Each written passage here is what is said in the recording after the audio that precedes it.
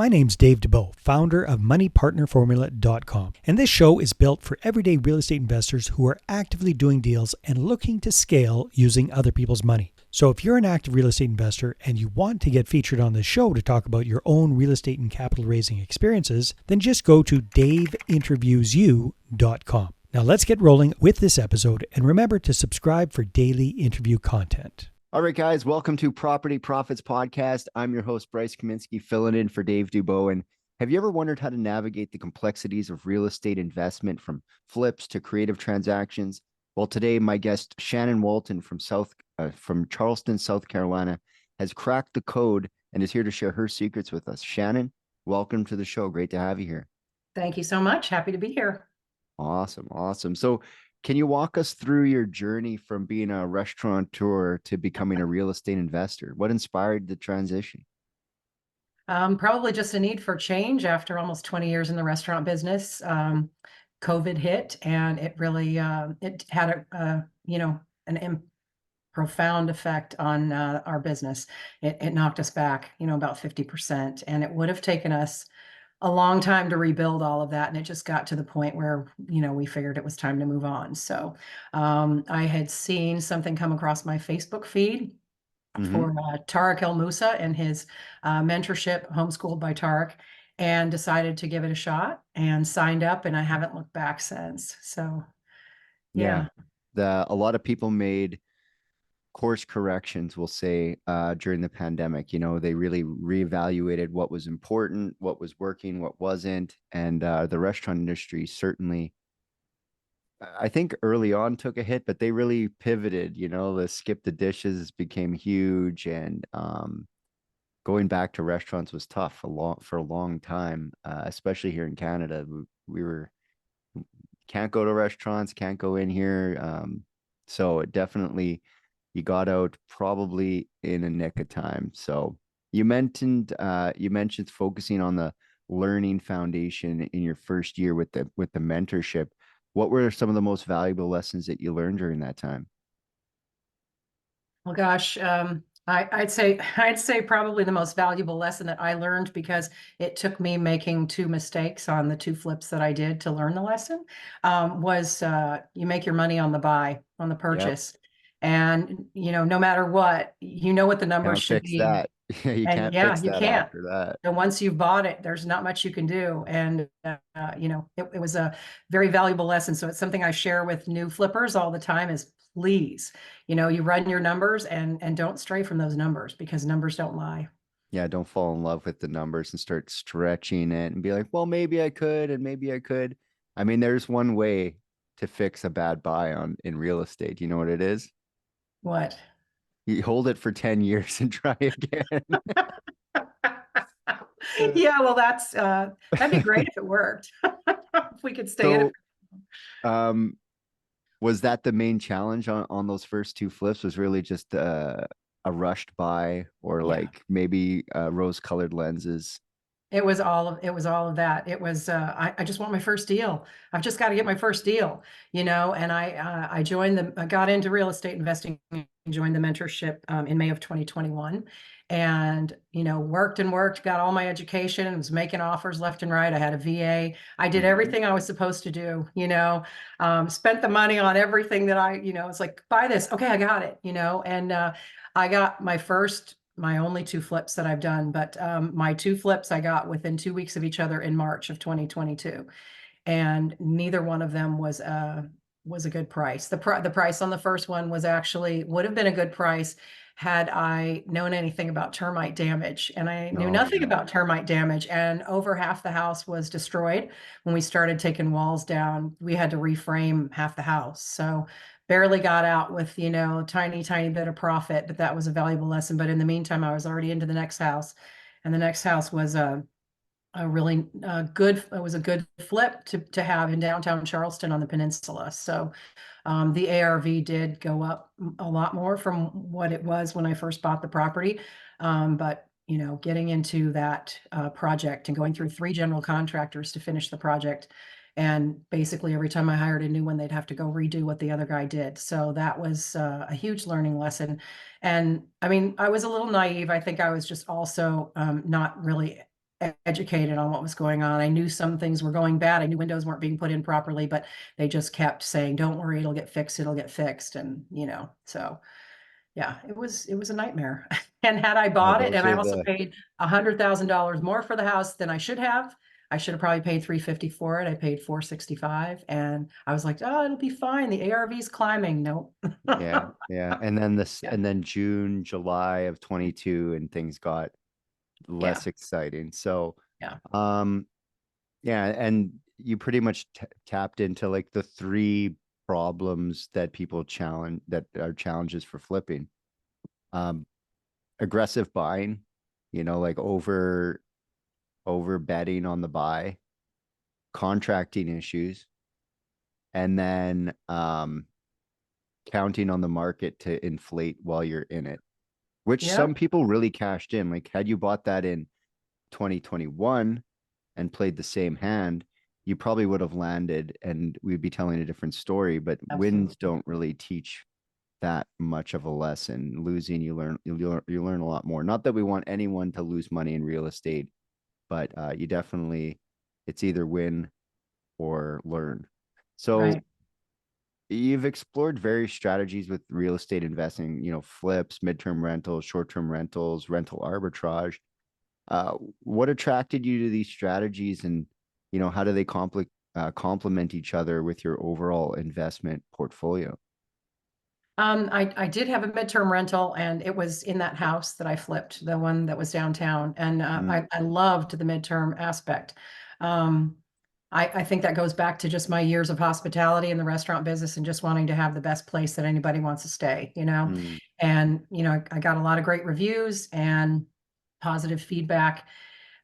So I really enjoyed that, and I'm still looking to do that. I kind of put some of my stuff on hold for a bit because I pivoted into transaction coordination and Mhm. also accounting.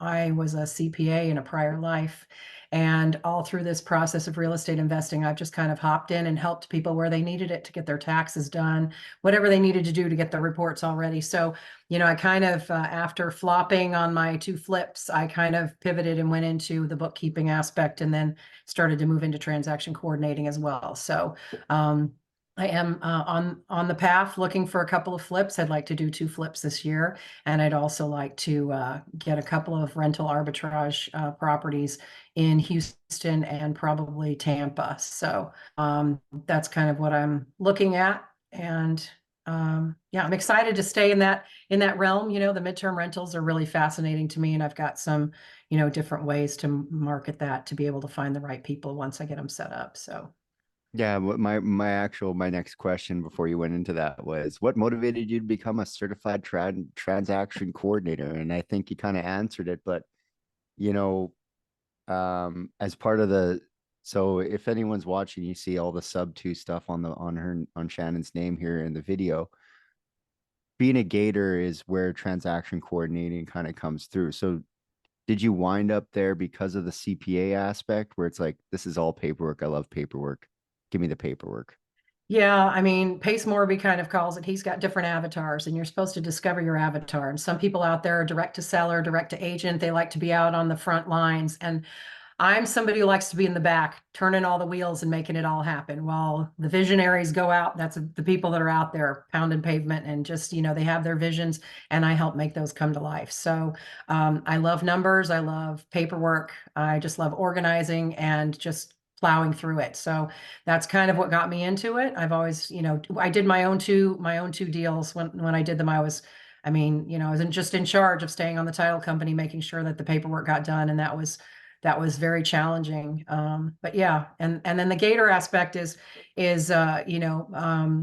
lending capital to people like for Hmm. EMDs and transactional, double closes and things like that. And that's all numbers again. And you and I have spoken briefly about raising capital and stuff like that. So that's all part of that.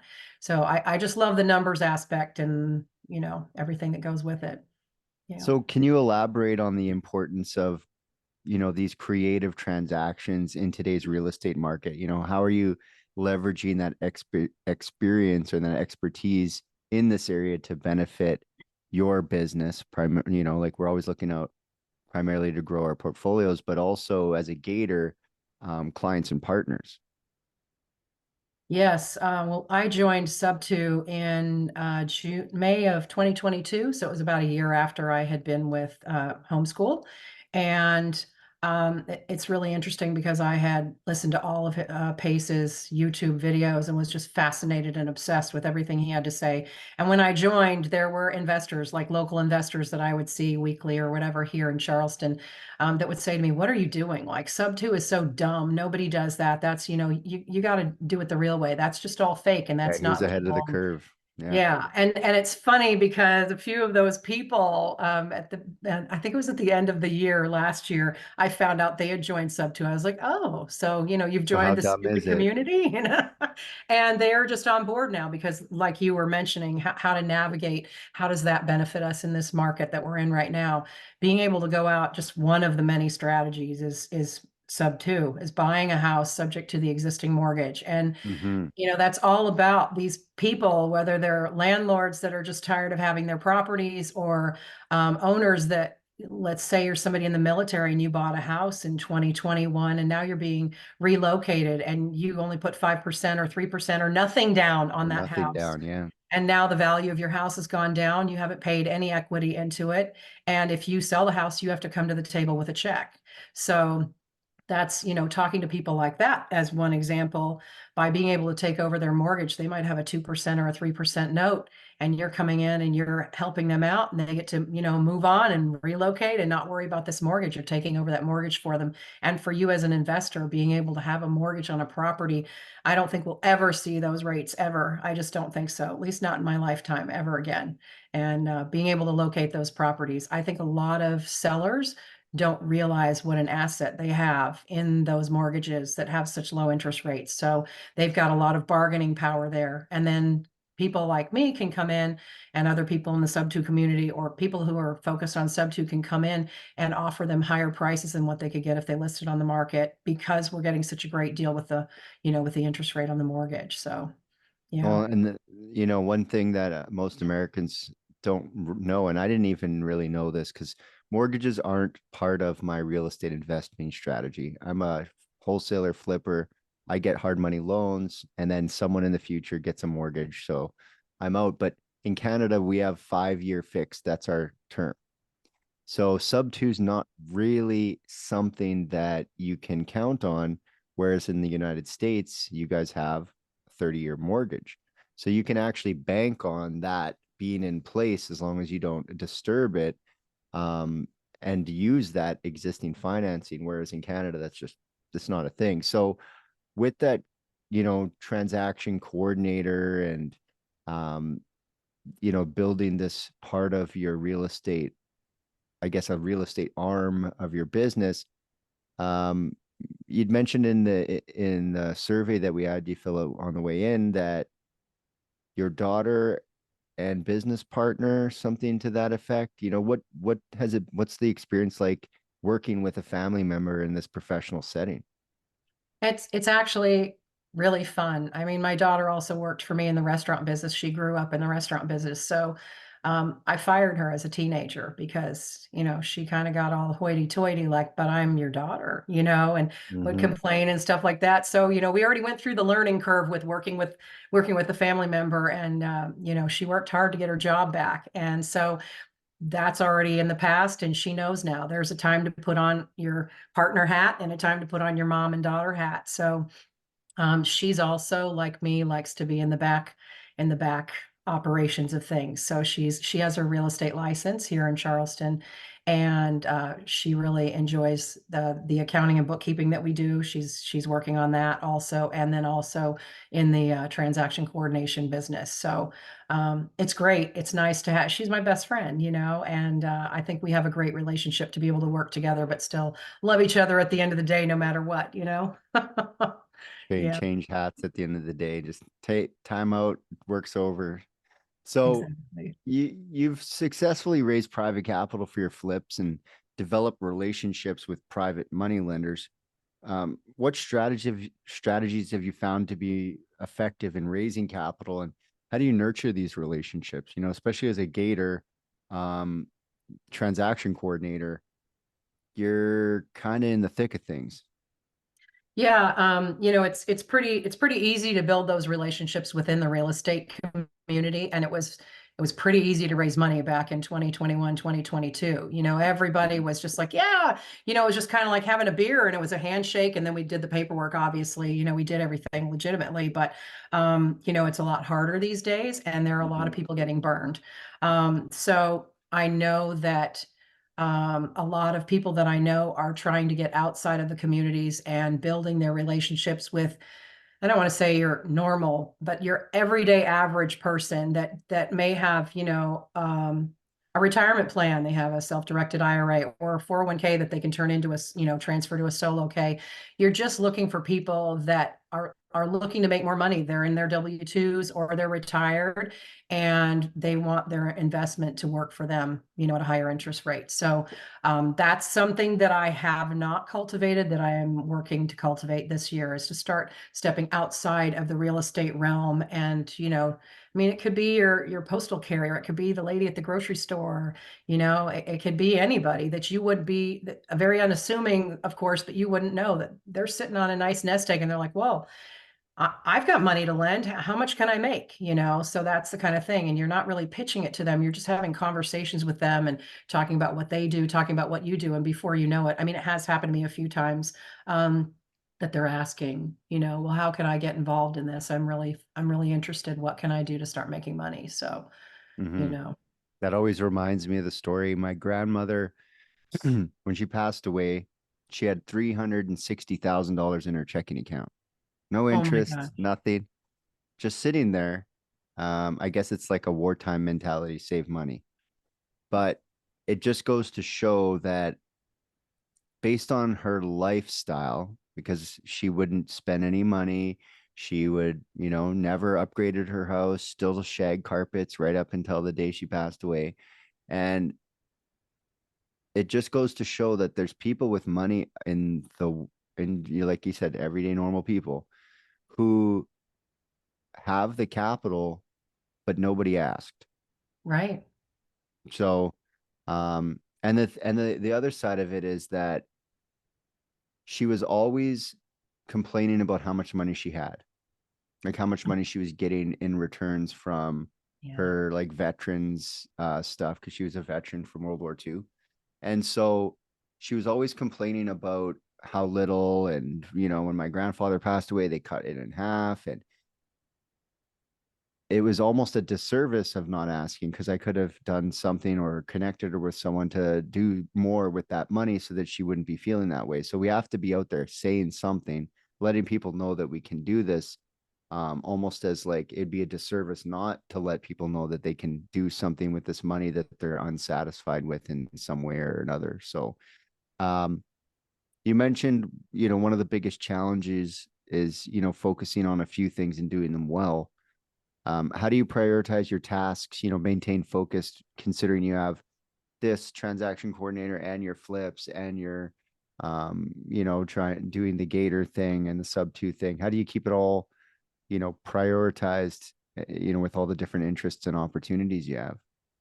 It's a challenge because it's very easy to get lost in Zooms and things like that, all these different communities, and then to see other things that, oh man, I really want to do that, or I didn't know about Mhm. this. Somebody brought up last week how they're looking for warehouse properties that are, like they talk about the big box stores that are empty, and looking for warehouse properties that aren't being utilized, and then turning them into a bunch of little mini offices and being able to rent those out for affordable prices to single, member companies and stuff. And I was like, oh, I got to get into that. Mhm. So it's really hard to not run off in different directions. But I time block. It's been a struggle for 2 years to really learn how to time block, and I am now in the throes of time blocking and learning it, and being committed to it each day. So you do manage to get a lot done, and you do have to look at your calendar and stick to it, plan it out for the week or whatever and stick to it. And it's kind of like a diet. Well,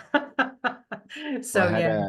I had a guy earlier today on another episode, and he actually has a time card for himself, like he punches in when he sits down, so that he mentally goes to work.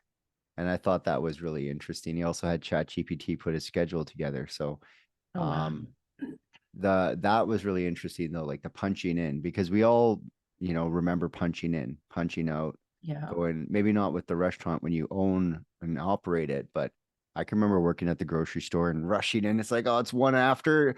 Hopefully I can log in and punch in so it doesn't look like two after. So, um, you show up for other people, but it's hard to show up for yourself because you're maybe too nice to yourself. So, definitely you got to have those, techniques to overcome that self-employed kind of mentality. I'm the boss. I don't have to work so hard. Well, you're actually the boss and the brand new employee. So back to work. So what are your Right. And plans and goals for oh, sorry, go ahead. oh, I was just going to say that it really hits home what you said about, being nice to other people and not being nice to yourself. And, that's the first thing that I do. Somebody calls me and they need me to help them with something, or, I need this, I've got to get this to my accountant, or I need, can you help me underwrite this property? And I'm dropping whatever I'm doing because I want to help them. Mhm. Um, and it's hard to say no to people and then still be able to find the time for yourself. And for me, I just go, well, I'll just stay up an extra hour late tonight. Nobody will bother me. I'll get it done. But yeah, so that really hits home for me. Yeah.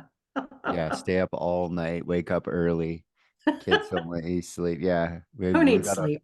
well, when you have a 4-year-old or 5-year-old, they don't really like wait for your alarm to go off. They're just Oh up my gosh. Oh my 7 a.m., 6 a.m. They're up 5:51. They're up. gosh. So, what are your plans and goals for the future as far as your real estate investment business?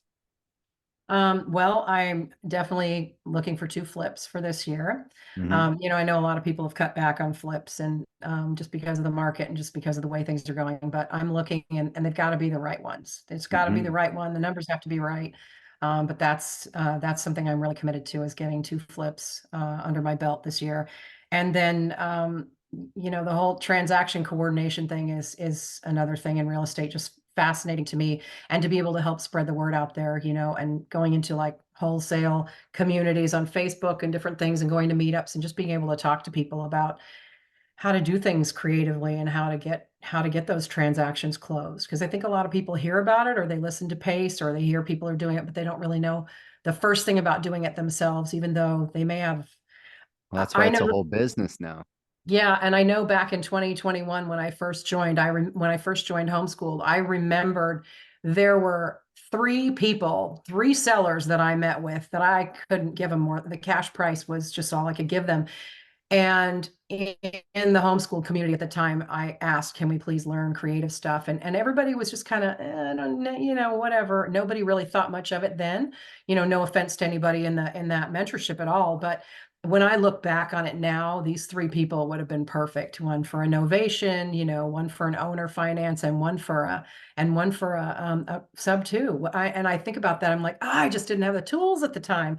And these Hmm. people needed help, and I couldn't help them. So, yeah, so Well, it's that's just, interesting you say that because I have a mentor, Paul Fink. I don't know if you know who he is, but he said something really interesting the other day at I was at one of the workshops, and he said, "I can't is bad communication." Okay, people say it all day, but what I can't actually means is either I don't know how or I don't want to. And when you look at back at those transactions that you were doing a cash price, you're like, I can't give you any more than that. But really, the really underlying answer was, I don't know how to give you exactly. any more than that. So, Yeah, educating sellers and educating people, like I think everyone at wants to do something. That's why, like, if you're in their house and talking to them about selling, they want to sell. They just don't know how. So we have to help them. And Sub Two's been really big at helping owners understand how to sell instead of just, okay, I'll give you 250 for the house. Okay, right. no thanks. I can't. Or Yeah, is it you exactly. want to, you just don't know how to sell it to me for 250. Okay, Right. let's sit down and talk about other options. So, um, raising capital is not a huge part of Sub 2, but there is still fees that happen at the front to originate these deals. How do you guys navigate the capital side of things? Are you raising capital for your flips, or are you going to be leaning on the community to fund these things going forward? Well, raising capital for the gap funding is really important. You know, somebody to come in and be able, because you get a hard money lender, as you know, and they'll pay for 100% of the renovation, and you know maybe 70 to 80% of the purchase price. You've got to come in with the difference, and you have to come in with the holding costs. You know, the time it's going to take you to flip it, and you've got to come in with the closing costs and the commissions if you know if there are some to be paid out. So it was always traditional to just find somebody to do the gap funding, and you know a couple of years ago, people were making anywhere from 8 to 12%, and 12% was great. You know, Mhm. now it's not so much. People are looking for a lot more. They're looking for 20%, or, you know, and a Like on lot the of hard times I money think side, they what? on the hard money side or on the gap funding On the side? gap funding side. Well, you know Yeah. what? I don't know the hard money side actually. I've seen harder money on the gap funding. I've Yeah. heard like there's people who specialize in only doing the gap funding because they want to be in and out, and Mhm. they're taking 30 points. Oh, Um, they're taking 30 points because they're facilitating a problem, and people mhm. will pay it even if it's 30 flat on whatever they loaned, all 50K at 30%, but the Yeah. deal gets done. Yeah. So, And if the numbers um, work, right? The numbers yeah, work, who cares? I remember my first mentor said access is more important than cost. So get the access, get the deal going. Obviously, there's an upper limit to the cost of things. You can't blow the whole budget on the Yeah. gap funding, but within reasonable limits, access, because 0% is 0, 0. If you don't do the deal, you Yeah. make zero. So you might as well Right. figure out if there's a way that you can make that gap funding work. Now, um, with the raising capital side, are you planning to go the hard money route on these next flips? Or are you going to be looking for like an all cash hard money lender, or not hard money, but like an all cash lender that you partner with? I would say that, I mean, realistically, I would like to on my flips in 2025 will be my goal to, I mean, this year working toward where I won't need a hard money lender anymore, you know? So, but on these two flips, my plan is probably to go hard money and get private money partners. I have a couple that are interested too that would like to flip properties in Charleston that say, hey, you know, I'll bring the money to the table for the gap funding and you be the project manager and then we both make money. So, you know, but I do want to get to the point where I don't need hard money lenders going forward because the worst part, in my opinion, about a hard money lender, at least my biggest challenge with a hard money lender was doing the rehab. I mean, sure, they say they pay for 100%. But the thing that every investor needs to understand is that doesn't mean you don't have to come up with the money because you have to front money and then you have to wait for them to come out and inspect. So you've got to finish a certain phase and then you have to wait for them to come out and inspect. And all the while waiting, you're still moving forward with the next phase of the project. So you're fronting phase one, you're starting to front phase two, and you're always in arrears trying to get that money back, you know? Yeah. And that's really tough because of delays or anything. You've just got to make sure you've got the money to be able to do that. So, Yeah, that's like a line of credit or something to float it. That's right, what a lot of people do is they build up their business lines and then they use a business line of credit to fund what should be a seamless procedure. But like you're saying, um, commonly it is not, and you're waiting on their terms for the money to come in. Interestingly enough, like in Canada, our hard money lenders are typically a lot faster than that. They'll probably even give you like the money up front. So it's a little bit of a different frame. But our real estate secured a little differently than you guys. So, but that's interesting. I've heard that a lot where people are stuck in financing on their flip. They're like, we got to stage one and we're waiting for the money to come in so we can go to right. stage two. And it's Yeah, like, okay, so you're waiting. What's your burn rate? What does it cost you to hold that thing every day? Typically like $100. So like, yeah, okay, you waited 10 days. There's a and thousand bucks. right. So be careful out there, guys. It's not, make sure you read the paperwork, the agreement, and how you're going to operate within their framework because it is their framework. They're the hard money lender. So, um, over as a transaction coordinator, what do people need to know about using transaction coordinators? Well, I mean, transaction coordinators can be used for just regular cash transactions, you know. I'm selling a house on the market in Austin right now, and the realtor hired a transaction coordinator. Sold a house in Charleston last year, and the realtor hired a transaction coordinator. So they pay somebody to take care of it, so they stay up on all the paperwork and make sure you turn in the receipts for the repair request. Make sure this gets signed. Did you go online and pay your certain taxes here in Charleston that have to be paid to be able get certificates so that you can sell the house and things like that. But so those transactions can cost you about $300 usually for just a regular, but when you get into the creative ones, Pace absolutely says it's a necessity, because when you're dealing with creative transactions, it's not just the norm. There are title companies and attorneys that are accustomed to doing these transactions, but they still can make mistakes. And I've still heard in some of our Zooms and communities where title company has made a mistake, and then you're trying to backfill and figure it out. And just having a TC on your side to go through and make sure that all the paperwork's done properly. One thing we can't do is write the contracts for you, and that's something that people have a very big misunderstanding about, is they think, hey, I got this property, I want to make an offer, let me get a hold of a TC so they can put the contract together for me. And we don't have the legal ability to do that. If you have a real estate license, you probably can if you're in that area, but it's more of a matter of get your contract, get it put together. I can look over it and tell you if I think the wording sounds right, but nothing legal. And then once you get it under contract, you find yourself a TC, have them open escrow for you. And then we stay on that and we communicate. We can communicate with the seller. We can communicate with the buyer. If it's a wholesaler that can't find a buyer, well, we have a lot of people in our back pocket. We can probably help that wholesaler find a buyer. So Figure it out. Yeah. yeah. Yeah. So, in the whole of your real estate journey so far, what would you say your unfair advantage is? What comes easy to you that other people find difficult to do? Probably what comes easy for me is survival is one of the things. I can be creative about, like I was telling you, how to front load the rehab and everything.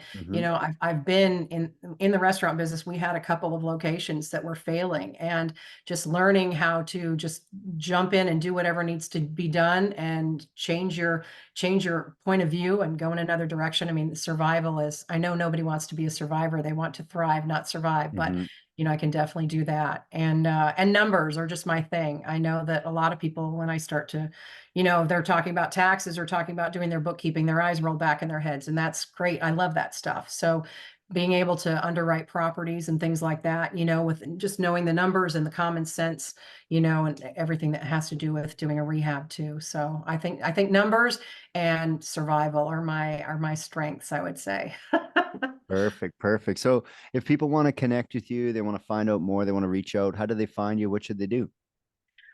Probably the best way to reach me is by just shooting me a text. My number is on the screen, but it's 860-463-5997. Or you can also send me an email at shannon@willowrei.com. Either one of those. There you go. Well, I really appreciate you stopping by, letting people know a little bit more about the inside of the transaction coordinator business. And I wish you all the best with your upcoming flips. And I really appreciate you stopping by. Thanks so much. Thanks for having me. No problem. And until next time, guys, we'll catch you on the next episode. Hey there, I really hope you enjoyed that episode. And as always, if you want to listen to more daily interview content, make sure you subscribe. And if you're an active real estate investor and you're doing deals and you'd like to get featured on this show, then just head over to daveinterviewyou.com. Now at moneypartnerformula.com, we help real estate investors to create a process for predictably getting capital so they can do more deals without relying on hard money lenders or the banks. We do this by building them a private capital marketing system. Now, if you want help turning yourself into a big money capital attraction machine, then book a call with our team to see how we can help. Just visit moneypartnerformula.com to find out more. All right, take care, and we'll see you on the next interview.